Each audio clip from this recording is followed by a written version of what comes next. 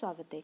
यहाँ पर मैंने आपके लिए हिंदी की टेस्ट सीरीज शुरू किया। मैं आपको डेली टेस्ट सीरीज प्रोवाइड करा रही हूँ जो आपके आगामी परीक्षाओं पुलिस कांस्टेबल, पटवारी, लेखपाल, फॉरेस्ट गार्ड, बंदी रक्षक में आपके लिए रिवीजन के तौर पर उपयोगी होंगे। यहाँ पर मैं आपको जो भी प्रश्नों को करवा रही हूँ ये प्रीवियस ईयर प्रश्न किसी न किसी एग्जाम में पूछे जा चुके, तो अपनी प्रैक्टिस के लिए आप इन्हें जरूर देखें। जितना ज़्यादा हो सके उतना ज़्यादा प्रश्नों की प्रैक्टिस कीजिए। तो आइए शुरू करते हैं आज की टेस्ट सीरीज। पहला प्रश्न है हमारा, जो बनावटी हो वाक्यांश के लिए एक शब्द होगा। यहाँ पर आपको बताना है जो बनावटी हो उसके लिए हम एक शब्द क्या कहेंगे। पहला दे रखा है प्राकृतिक, दूसरा है कृत्रिम, तीसरा है प्राकृत, चौथा है नैसर्गिक। ठीक है, तो जो बनावटी हो उसके लिए हम क्या बोलते हैं, इसका सही जवाब है हमें कृत्रिम। बी इसका सही जवाब। जो बनावटी हो उसे हम बोलते हैं कृत्रिम। अगला है अपना उल्लू सीधा करना मुहावरे का अर्थ है। आपको बताना है अपना उल्लू सीधा करना मुहावरे का अर्थ क्या होगा। पहला है अपना मतलब निकालना, दूसरा है कार्य पूरा हो जाना, तीसरा है दूसरे से कार्य करवाना, चौथा है अपना कार्य पूरा करना। तो अपना उल्लू सीधा करना, तो इसका मुहावरे का क्या अर्थ है, इसका सही जवाब है हमारा ए, अपना मतलब निकालना। ठीक है, अपना उल्लू सीधा कर दिया कहते हैं ना, यानी अपना मतलब निकाल दिया, फिर किसी से कोई मतलब नहीं। ठीक है, अपना काम करने तक ही किसी को पूछा, फिर क्या है जहाँ से अब मतलब निकला तो अब क्या बोल दे कि अपना उल्लू सीधा करना है। ठीक है, तो अपना मतलब निकालना, ए इसका सही जवाब है। दूसरा है एक तवे की रोटी क्या छोटी क्या मोटी। लोकोक्ति का तात्पर्य है। यहाँ पर आपको इस लोकोक्ति का क्या अर्थ होगा ये बताना है। ठीक है, पहला दे रखा है तवे की रोटी, दूसरा है सभी एक समान, तीसरा है सभी श्रेष्ठ, चौथा है रोटी के प्रकार। ठीक है, तो एक तवे की रोटी क्या छोटी क्या मोटी, तो इसका सही जवाब है हमारा बी, सभी एक समान। ठीक है, क्या छोटी क्या मोटी, एक तवे की रोटी यानी सभी क्या है एक समान है, तो बी इसका सही जवाब है। अगला है निम्नलिखित में से कौन सी बोली उत्तराखंड की नहीं है। यहाँ पर आपको बताना है कौन सी बोली है जो उत्तराखंड की नहीं है। पहला दे रखा है गढ़वाली, दूसरा है कुमाऊनी, तीसरा है भोजपुरी, चौथा है जौनपुरी। तो यहाँ पर तो आपको ऐसे ही पता चल रहा होगा कि उत्तराखंड की नहीं है। इसका सही जवाब है हमारा भोजपुरी। भोजपुरी उत्तराखंड की नहीं है। ठीक है, तो गढ़वाली, कुमाऊनी और जौनपुरी ये है, लेकिन भोजपुरी है उत्तराखंड की नहीं है। अगला है रानी केतकी की कहानी के रचयिता हैं। यहाँ पर आपको बताना है रानी केतकी की कहानी के रचयिता कौन है। पहला दे रखा है इंशा अल्लाह खां, दूसरा है प्रेमचंद, तीसरा अज्ञे, चौथा है जैनिन। तो रानी केतकी की कहानी के रचयिता कौन है, इसका सही जवाब है हमारा ए, इंशा अल्लाह खां इसके रचयिता हैं। अगला है साधु शब्द का स्त्रीलिंग है। साधु का स्त्रीलिंग क्या होगा ये आपको बताना है। पहला दे रखा साध्वी, दूसरा है भक्तिन, तीसरा है सन्यासिन, चौथा है पुजारिन। तो साधु शब्द का स्त्रीलिंग क्या होगा, इसका सही जवाब है हमारा ए, साध्वी। साधु का स्त्रीलिंग क्या होगा, साध्वी। ठीक है, भक्तिन सन्यासी पुजारिन ये नहीं है, क्या होगा साधु का साध्वी, साधु से लगना ना, तो साधु का साध्वी, ए इसका सही जवाब है। अगला है उत्तराखंड का आंचलिक कथाकार किसे माना जाता है। आपको बताना है कि उत्तराखंड का आंचलिक कथाकार किसे कहा जाता है। पहला दे रखा है फणीश्वर नाथ रेणु, दूसरा है शैलेश मटियानी, चौथा है मंगलेश डबराल और तीसरा मंगलेश डबराल, चौथा है लीलाधर जगूड़ी। तो उत्तराखंड का आंचलिक कथाकार किसे माना जाता है, इसका सही जवाब है हमारा बी, शैलेश मटियानी जी को क्या माना जाता है, उत्तराखंड का आंचलिक कथाकार। ठीक है, और इनका जन्म कहाँ हुआ था, इनका जन्म हुआ था अल्मोड़ा में। ठीक है, अल्मोड़ा में इनका जन्म हुआ था शैलेश मटियानी जी का। अगला है इनमें से कौन सी भाषा संविधान की 8वीं अनुसूची में शामिल नहीं है। यहाँ पर आपको बताना है कौन सी भाषा जो संविधान की 8वीं अनुसूची में शामिल नहीं है। पहला दे रखा है हिंदी, दूसरा है नेपाली, चौथा है तीसरा है राजस्थानी, चौथा है गुजराती। तो कौन सी है जो संविधान की 8वीं अनुसूची में शामिल नहीं है, यहाँ पर देखिए इसका सही जवाब है सी, राजस्थानी। राजस्थानी है जो संविधान की 8वीं अनुसूची में शामिल नहीं है। ठीक है, कितनी कितनी भाषाओं का उल्लेख किया गया है, 22 भाषाओं का। ठीक है, संविधान की 8वीं अनुसूची में कितनी भाषाओं का उल्लेख है, 22 भाषाओं का। ठीक है, कौन कौन सी होती है, असमिया, बांग्ला, गुजराती, हिंदी, कन्नड़, कश्मीरी, मलयालम, मराठी, उड़िया, पंजाबी, संस्कृत, तमिल, तेलुगु, उर्दू, सिंधी, कोंकणी, मणिपुरी, नेपाली, बोडो, डोगरी, मैथिली, संताली आदि। ठीक है, और ये ध्यान दीजिए कि सिंधी को कब जोड़ा गया था, 21वें संविधान संशोधन। ठीक है, कौन से संशोधन के द्वारा जोड़ा गया था, 21वें संविधान संशोधन कब जोड़ा गया था, 1967 में। ठीक है, सिंधी को 21वें संविधान संशोधन 1968 में जोड़ा गया था। ठीक है, और क्या, और कौन सी जोड़ी गई थी? 71वें संविधान संशोधन 1992 में कौन कौन सी जोड़ी गई थी? कोंकणी, मणिपुरी, नेपाली। ठीक है, क्या क्या जोड़ी गई थी? कोंकणी, मणिपुरी और नेपाली। ठीक है, नेपाली, इसको आप नमक से याद कीजिए, न म क। ठीक है, देखिए नमक से याद कीजिए, नेपाली, मणिपुरी, कोंकणी। ठीक है, कब इसको जो बोला था? 71वें संविधान संशोधन। कौन सी संविधान? 71वें संविधान संशोधन 1992 में। ठीक है, तो जोड़ा गया था इन तीन भाषाओं को जोड़ा गया था। और 92वें संविधान संशोधन 2003 में कितनी भाषाओं को जोड़ा गया था? 4 भाषाओं को,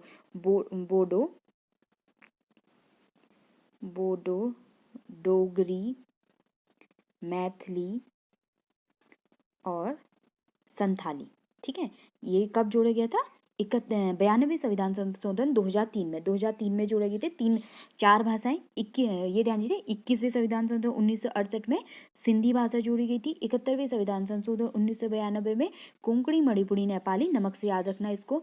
92वें संविधान संशोधन 2003 के तहत बोडो, डोगरी, मैथिली और संथाली को 8वीं अनुसूची में जोड़ा गया था। ठीक है, तो राजस्थानी जो है इस 8वीं अनुसूची में शामिल नहीं है।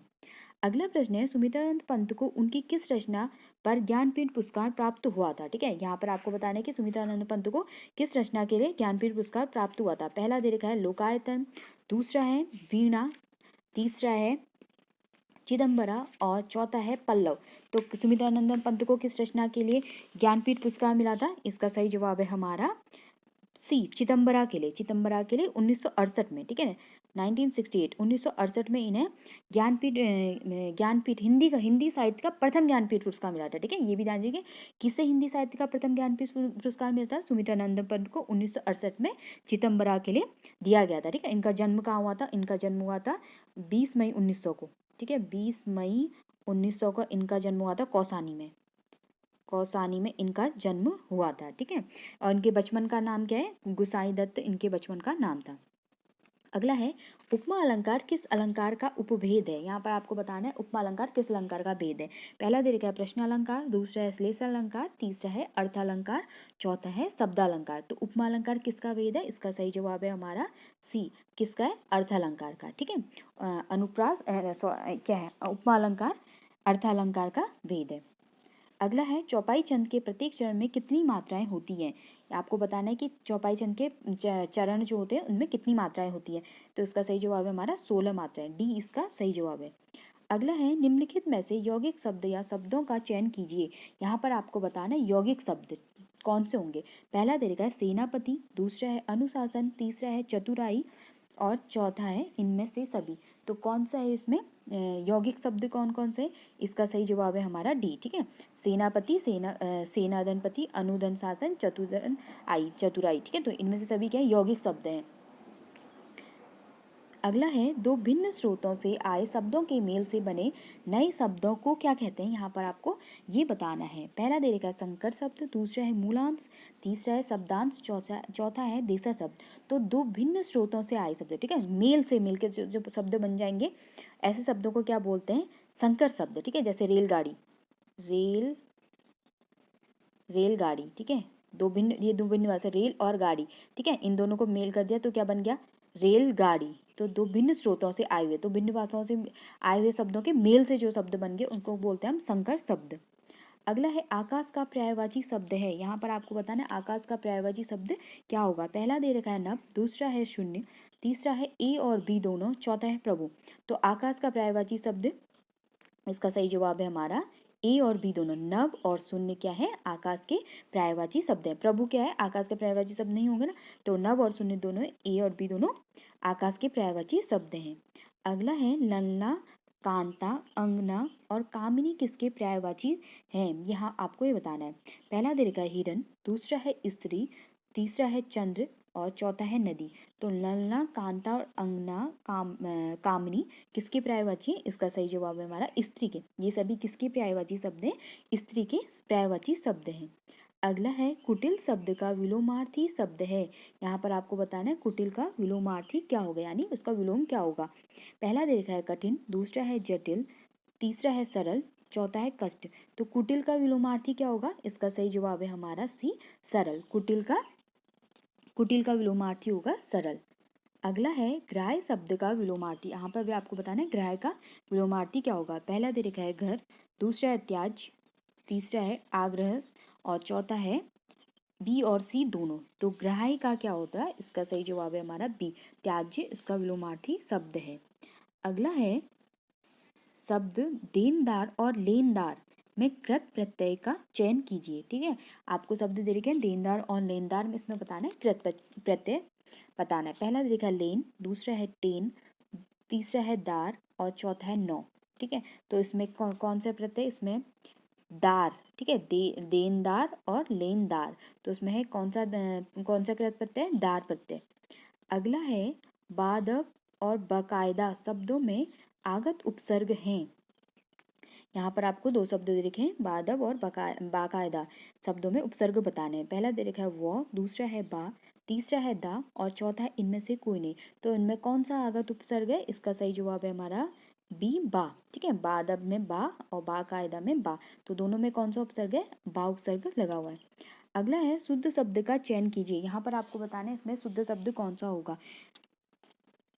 तो इसका सही जवाब है हमारा ए, प्रशासन। ठीक है, प्रशासन कौन सा होता है, याला सौ का है, सलजम वाला सौ होगा, ये ध्यान दीजिए।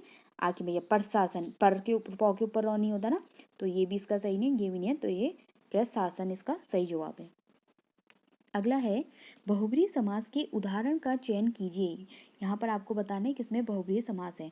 पहला दे रखा है दशानन, दूसरा है गजानन और तीसरा है नीलकंठ। ठीक है, इनमें से सभी। तो बहुब्रीहि समास के उदाहरण कौन से, इसका सही जवाब है हमारा डी, इनमें से सभी, डी।